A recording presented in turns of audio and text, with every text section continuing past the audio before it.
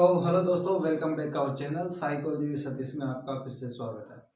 तो हमने पिछली क्लास में स्मृति के बारे में पढ़ लिया था। स्मृति का परिचय, स्मृति क्या होती है, स्मृति की परिभाषा हमने देख ली थी। और स्मृति की जो प्रक्रियाएं हैं यानी कि प्रोसेस ऑफ मेमोरी, ये कितने प्रकार की होती है ये हमने पढ़ लिया था। उसमें से हमने दो टाइप कंप्लीट कर लिए थे। पहला था लर्निंग यानी कि सीखना, दूसरा था धारण यानी संग्रहण, स्टोरेज या फिर रिटेंशन। ये हमने कंप्लीट कर लिया था। अब हमारा जो तीसरा पॉइंट आता है वो है रिकॉल यानी कि पुनः स्मरण करना।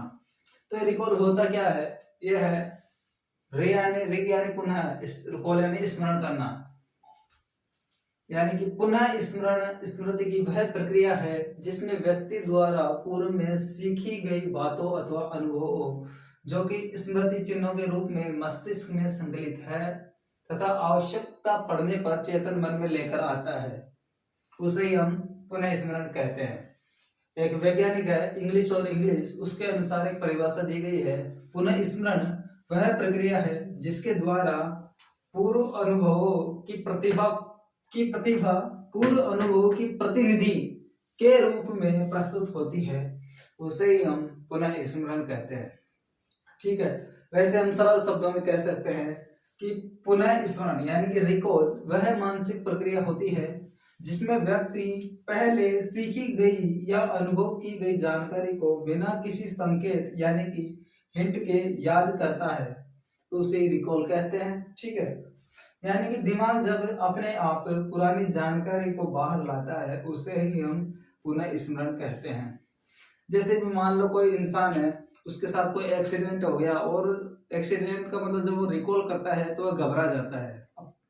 ठीक है, तो उसको याद आ जाता है कि भाई अपने साथ ऐसा हुआ था पहले, तो वह उन चीजों को याद करके बहुत डरता है, तो उसे ही हम रिकॉल कहते हैं। ये कि इसके कुछ भी उदाहरण हो सकते हैं, जैसे पढ़ाई से डर लगना, ठीक है, किसी इंसान से डर लगना, पहले हमारे साथ पूर्व में घटित हुई ऐसी घटनाओं को, जैसे मतलब उन सब चीजों को सोचकर इंसान घबरा जाता है, डर जाता है, उसे ही हम रिकॉल कहते हैं।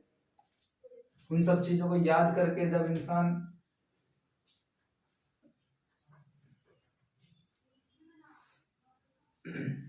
जिसमें पहले सीखी गई या अनुभव की गई जानकारी को बिना किसी संकेत या हिंट के याद करता है, यानी कि दिमाग जब अपने आप पुरानी जानकारी को बाहर लाता है उसे पुनः उस स्मरण कहते हैं। ठीक है, पुनः स्मरण कुछ भी हो सकता है, जैसे सुख का भी हो सकता है, दुख का भी हो सकता है, कुछ भी हो सकता है रिकॉल करना। ठीक है, इसमें रिकॉल मनुष्य की स्मृति में जो है सभी प्रकार की जो भावनाएं है, अनुभव होता है, वह सब प्रकार का फीड रहता है। ये डाटा होता है जो मनुष्य के दिमाग में फीड रहता है। ठीक, ये इसकी परिभाषा हो गई है।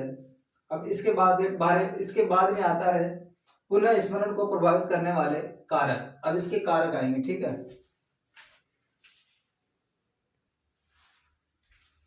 तो अब है हमारा पुनः स्मरण को प्रभावित करने वाले कारक।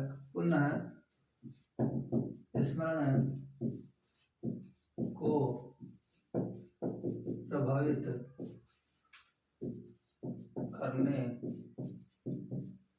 करने वाले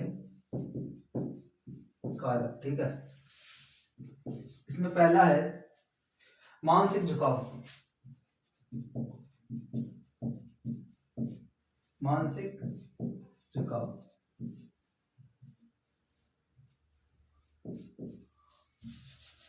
इसमें पहला है मानसिक झुकाव।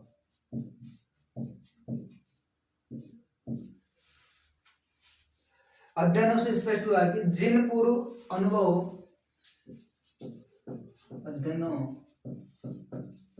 अध्ययनों से स्पष्ट हुआ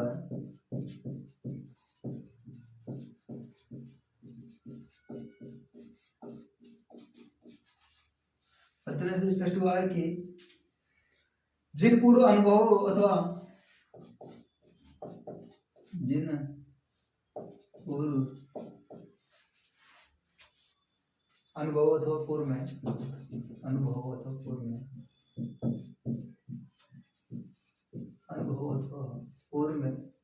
अनुभव अथवा पूर्व में सीखी कई बातों का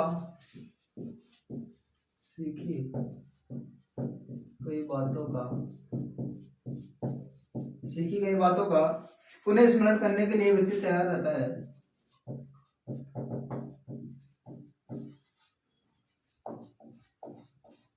करने के लिए व्यक्ति तैयार होता है, लिए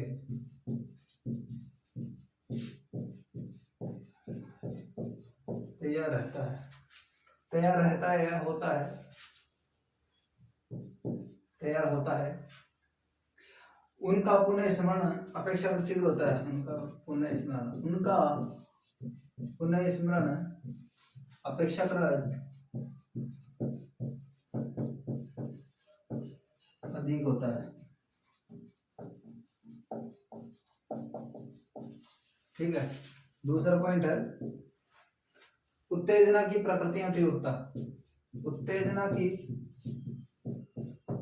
प्रवृत्ति एवं तीव्रता।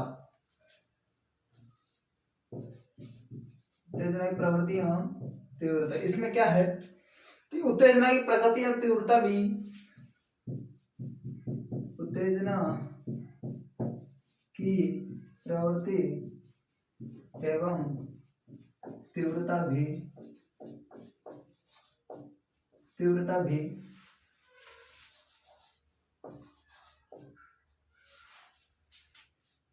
पुनः स्मरण को प्रभावित करती है। पुनः स्मरण क्या करती है? प्रभावित करती है। उदाहरण के तौर पर जैसे मतलब किसी व्यक्ति को उदाहरण के तौर पर किसी व्यक्ति को तेज सिर दर्द हो जाए तो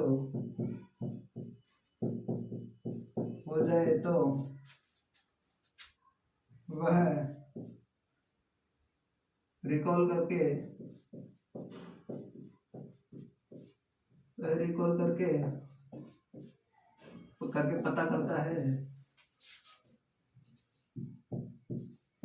पता करता है कि पिछली बार सिर दर्द होने पर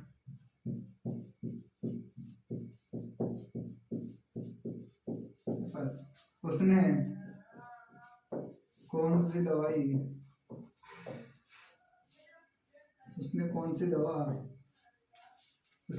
दवा दी थी।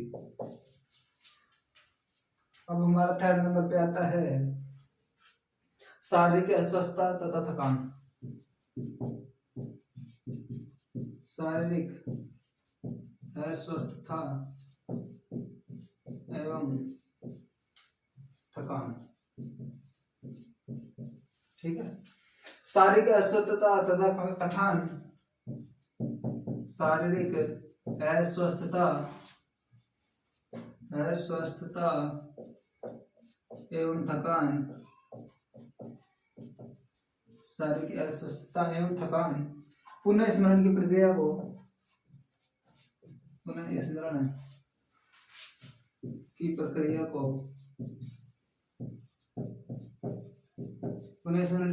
को नकारात्मक रूप से प्रभावित करती है। नकारात्मक रूप से प्रभावित करती है।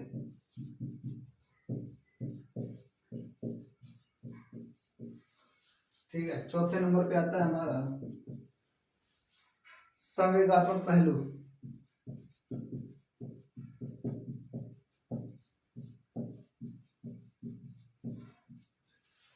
इसमें सुखद तथा दुखद घटनाओं का सुखद तथा दुखद घटनाओं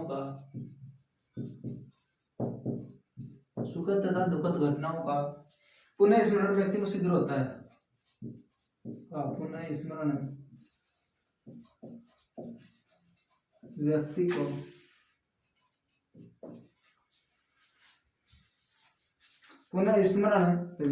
को शीघ्र होता है।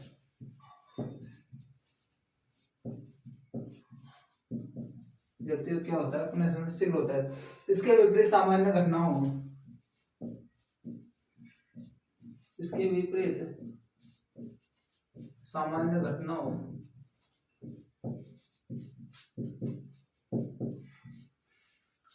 का पुनः स्मरण धीरे धीरे होता है। पुनः स्मरण, पुनः स्मरण क्या होता है, धीरे धीरे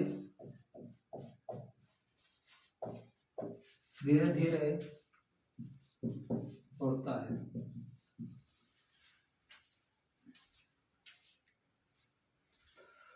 तो पुनः स्मरण को प्रभावित करने वाले ये चार कारक है। मानसिक झुकाव, अध्ययनों से स्पष्ट हुआ है कि जिन पूर्व अनुभवों अथवा पूर्व में सीखी गई कई बातों का पुनः स्मरण करने के लिए व्यक्ति होता है, उनका पुनः स्मरण अपेक्षाकृत अधिक होता है।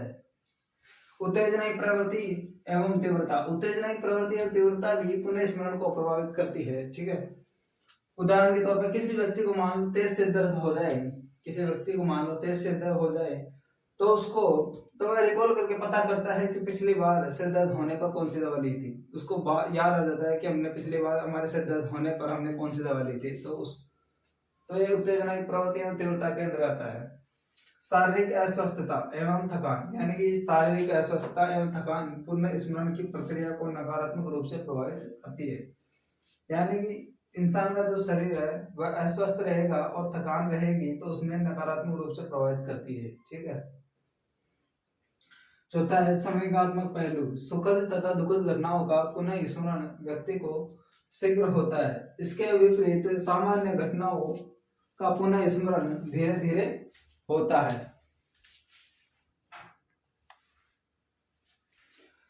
यह हो गया कंप्लीट। अब इसके बाद में हमारा आता है रिकॉल की। रिकॉल के प्रकार कितने होते हैं?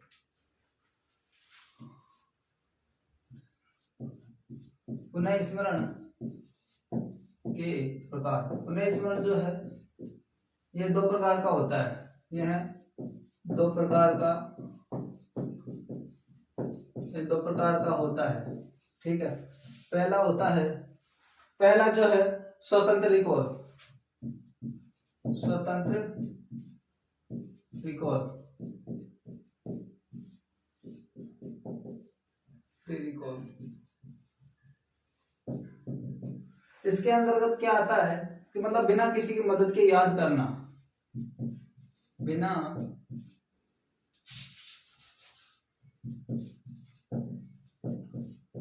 किसी मदद के याद, बिना किसी की मदद के याद करना। उदाहरण के तौर पर निबंध लिखना। ठीक है, निबंध हमको याद रहता है, किसी पर भी लिखवा लो, निबंध लिखना। दूसरा पॉइंट आता है हमारा स्वतंत्र रिकॉल हो गया। इसके बाद क्रमबद्ध रिकॉल, क्रमबद्ध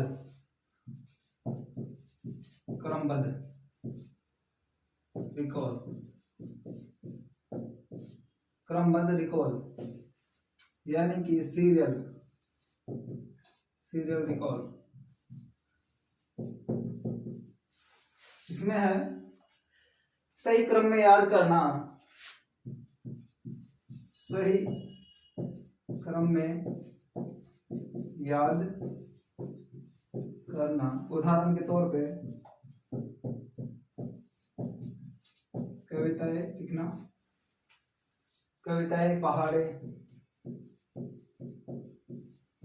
ठीक है, पुनः स्मरण दो प्रकार के होते हैं, स्वतंत्र रिकॉल, फ्री रिकॉल हो गया, और जो है दूसरा है मतलब स्वतंत्र रिकॉल, बिना किसी की मदद के याद करना। जैसे निबंध हमको याद रहता है वो हम लिख लेते हैं। ठीक है, क्रमबद्ध रिकॉल दूसरा हो गया, सीरियल रिकॉल भी बोलते हैं इसको, सही क्रम में याद करना, यानी कि कविताएं और पहाड़े जो है हम शुरू से याद करते रहते हैं, यानी कि क्रमबद्ध यानी सीरियल वाइज हो गया। ठीक है, ये हो गया। अब इसके बाद में आता है इसका उदाहरण, इसका उदाहरण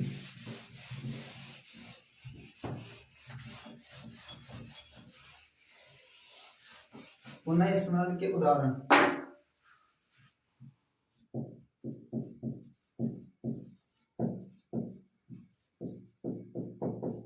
ठीक है, पुनः स्मरण के उदाहरण कौन कौन से हैं ये हम देख लेते हैं। परीक्षा में प्रश्न देखकर उत्तर याद आना। परीक्षा में प्रश्न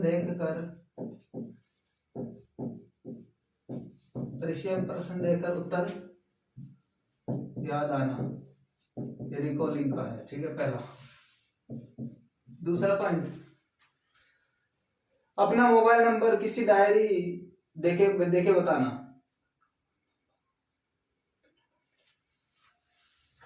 अपना मोबाइल नंबर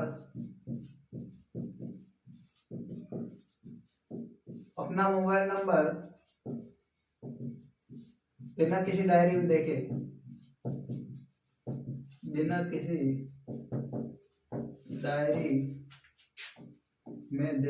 बताना। बिना किसी डायरी में देखे बताना। ठीक है, थर्ड पॉइंट हो गया इसमें। बचपन की कोई घटना अचानक याद आ जाना। बचपन की घटना अचानक याद आ जाना।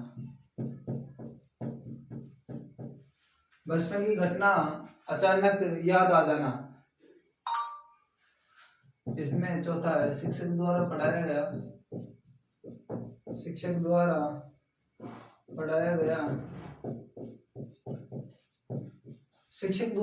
गया पाठ खुद से लिखना। शिक्षक द्वारा पढ़ाया गया पाठ खुद से लिखना। इसके कई उदाहरण हैं पुनः स्मरण के। ये चार जो है बता दिए। परीक्षा में प्रश्न देखकर उत्तर याद आ जाना ऑटोमेटिक। ठीक है, अपना मोबाइल नंबर बिना किसी डायरी में देखे बताना। ठीक है, बचपन की घटना अचानक याद आ जाना, शिक्षक द्वारा पढ़ाया गया पाठ जो है खुद से लिखना। अब इसमें जो है रिकॉल की विशेषता है, पुनः स्मरण की विशेषताएं कौन कौन सी है? विशेषताएं, इसमें पहली विशेषता है बिना संकेत के याद करना। बिना संकेत के याद करना। दूसरा है स्मृति की सबसे कठिन अवस्था। यह स्मृति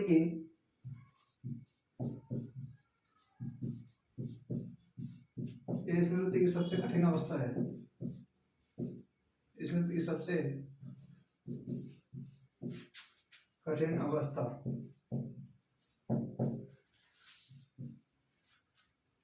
दीर्घकालीन स्मृति पर आधारित।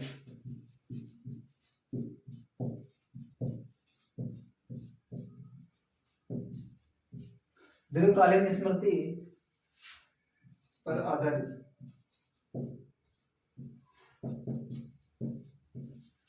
दीर्घकालीन स्मृति पर आधारित हो गई। बुद्धि और अभ्यास से मजबूत होता है। बुद्धि और अभ्यास से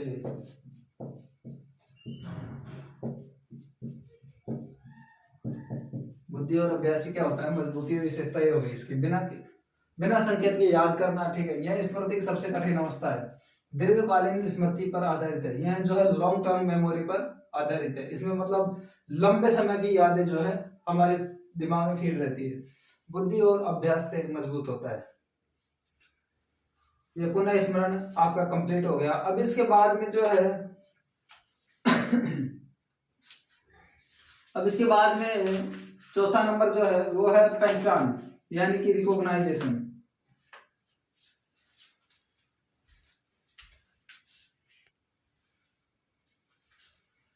अब हमारा चौथा पॉइंट आता है वह है पहचान।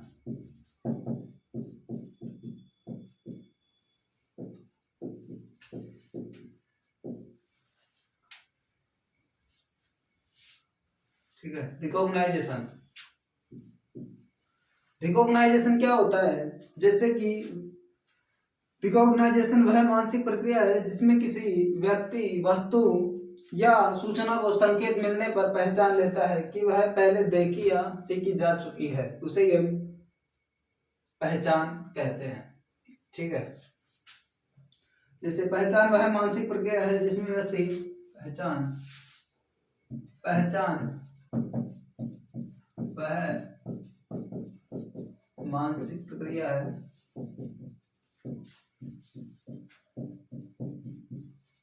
यह जिसमें व्यक्ति पहचान वह मानसिक जिसमें व्यक्ति किसी वस्तु, व्यक्ति या सूचना को किसी वस्तु या सूचना को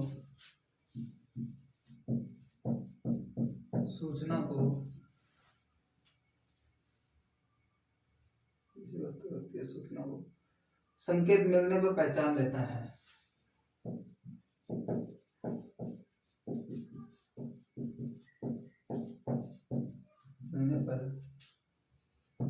संकेत मिलने पर पहचान लेता है। संकेत मिलने पर पहचान लेता है कि वह पहले देखी या सीखी जा चुकी है, कि वह पहले देखी या सीखी जा चुकी है। पहचान वह मानसिक प्रक्रिया है जिसमें व्यक्ति किसी वस्तु या सूचना को संकेत मिलने पर पहचान लेता है कि वह पहले देखी या सीखी जा चुकी है। ठीक है, उसे ही हम पहचान कहते हैं। यानी देखकर या सुनकर,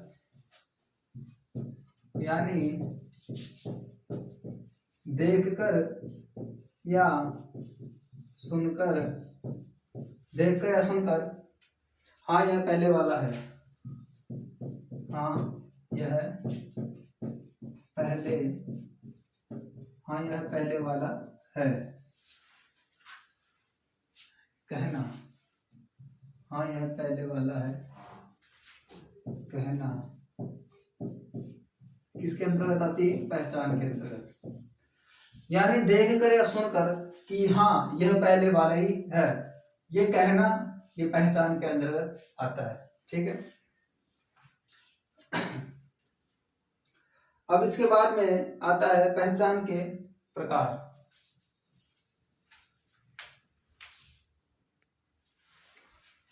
ये टाइप पढ़ने से पहले एक वैज्ञानिक है आइजेनक, उसने एक डेफिनेशन दी है कि पहचान वह योग्यता है जिसके द्वारा व्यक्ति किसी तथ्य या सूचना के संबंध में निर्णय लेता है। यह निर्णय पूर्व प्रत्यक्षकृत निर्णय के समान होता है, इसे ही हम पहचान कहते हैं। ठीक है, अब इसके बारे में आते हैं टाइप यानी पहचान के प्रकार। पहचान के प्रकार कितने प्रकार के होते हैं ये देख लेते हैं हम।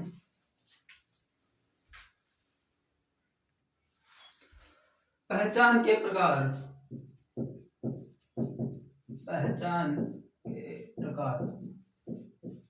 यह दो प्रकार का होता है। पहचान दो प्रकार का होता है। इसमें पहला क्या है? निश्चित पहचान।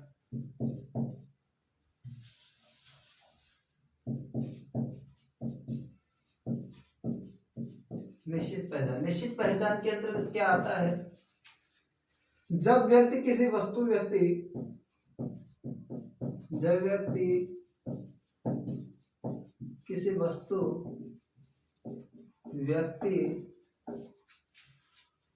यह घटना को निश्चित रूप से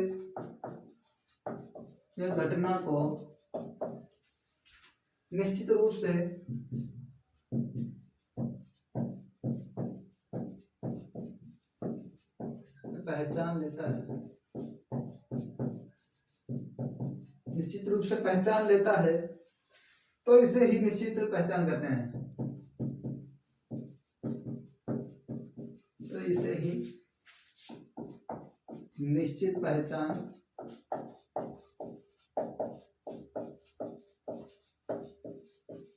कहते हैं। ठीक है, दूसरा पॉइंट है अनिश्चित पहचान।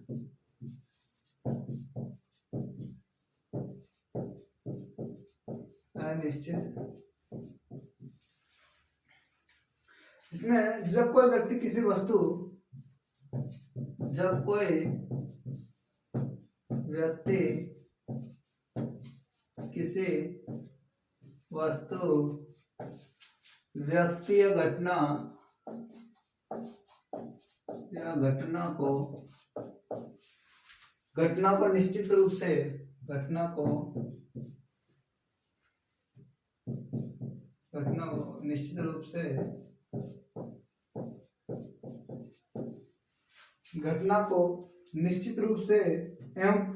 एवं पूर्ण विश्वास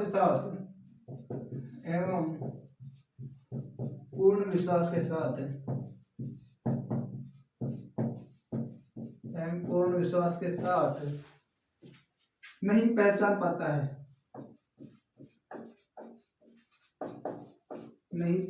पाता है, कोमा, तो इसे ही हम अनिश्चित पहचान कहते हैं। तो इससे ही हम अनिश्चित पहचान कहते हैं।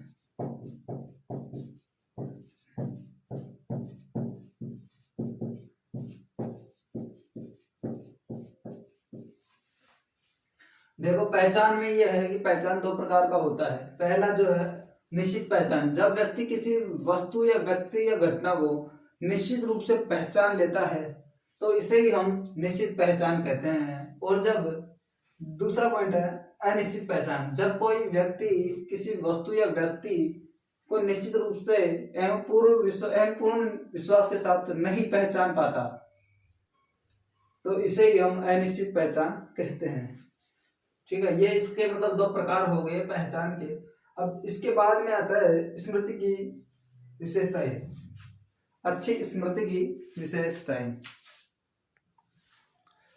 अच्छी स्मृति परिभाषाएं पढ़ने से पहले पहचान के जो है लाभ देख लेते हैं। पहचान के लाभ कौन कौन से हैं। ठीक है, पहचान के लाभ क्या क्या होते हैं। पहला है याद करना।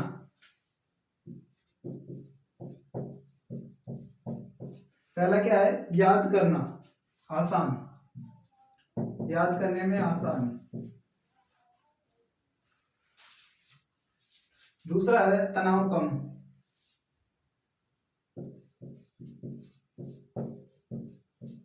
थर्ड पॉइंट है वस्तुनिष्ठ परीक्षा हो।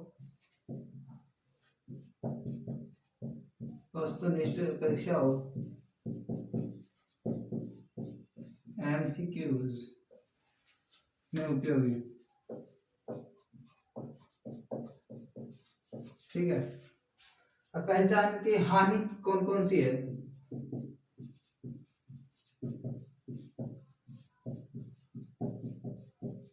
पहचान की हानियां कौन कौन सी है। पहली है इसमें धोखा हो सकता है। अगर गलत पहचान हो गई, धोखा हो सकता है।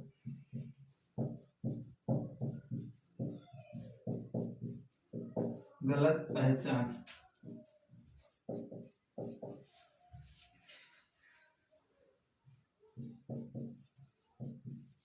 गहराई से ज्ञान नहीं मापती।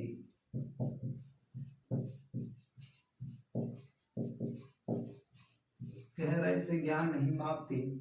थर्ड पॉइंट, अनुमान से उत्तर संभव।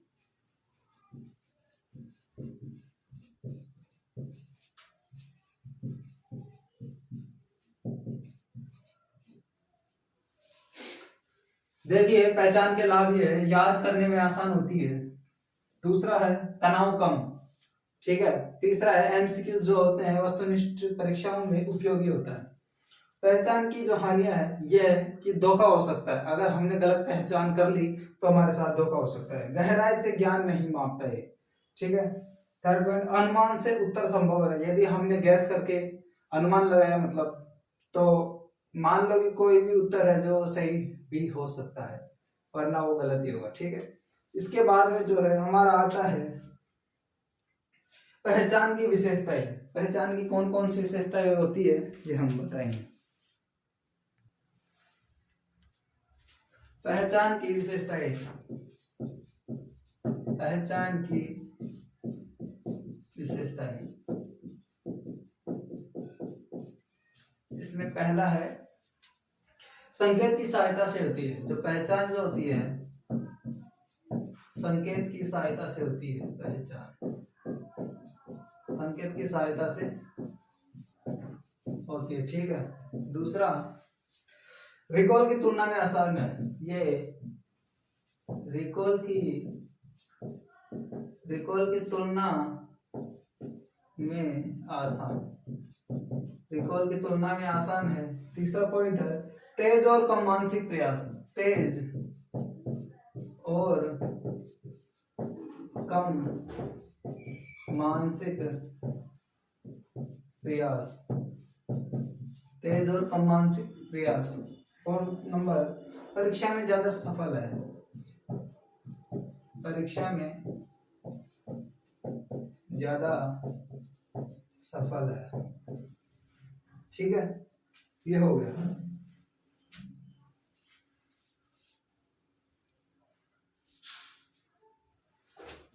इसके उदाहरण, पहचान के उदाहरण,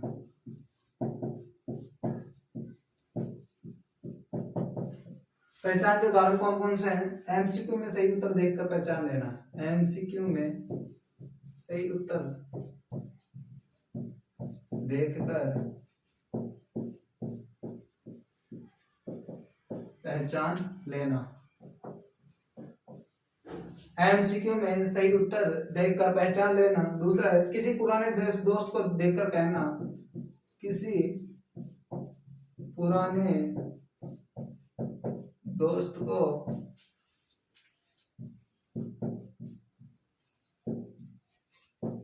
देखकर कहना,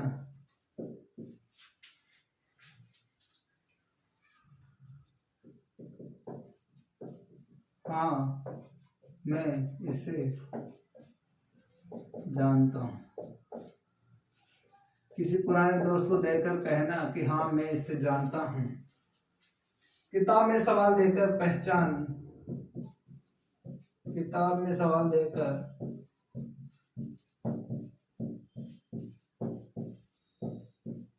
किताब में सवाल देखकर उत्तर पहचान लेना,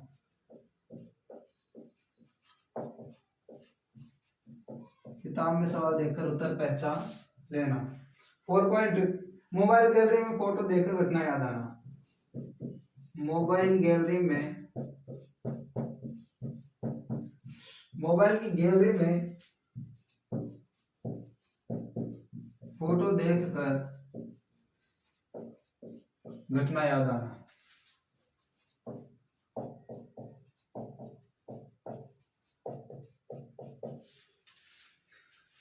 देखो विशेषता हो गई, संकेत की पहचान से होती है, रिकॉल की तुलना में आसान होती है, तेज और कम मानसिक प्रयास होता है, परीक्षाओं में ज्यादा सफल है, ठीक है।